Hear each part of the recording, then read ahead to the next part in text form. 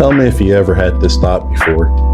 You've had the thought that because you're so off balance that there's just absolutely no way that you can get back on track on this. That the thought is that you have so much going on with this work, with this dream, with this goal, that you have to focus all your attention on this thing and then allow the other areas to just drown. A lot of us have had that thought before. And the reality is that that whole transformation phase, when you finally get over this is a profound thought. You become a light for others that are drowning in the dark of a work imbalance. You become so bright that others are just drawn to what you're doing. You become a catalyst for them. You show others that you can be responsible, have all these roles, and still play it to the best of your ability.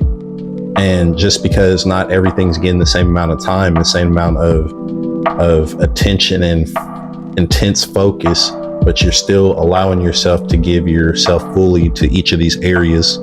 And in this world of grind mode, we get caught up in realizing that what happens when you grind something up, it becomes less of something. And it's not about grinding. We need to change that vocabulary.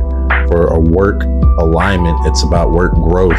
And so being able to do those things consistently over and over again to grow, that's the whole difference. It's not about grinding, it's about growing. And so you have to get over this thing. You have to be good in all other parts of your life. That's because you do matter. And once you do get over this thing, again, that whole transformation phase of you finally achieving this balance in your life, you finally feeling aligned in your life, it's going to be this catalyst for everybody else.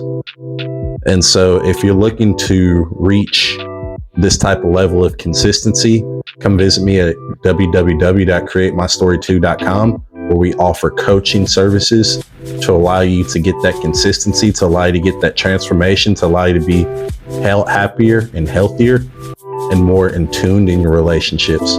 See you tomorrow.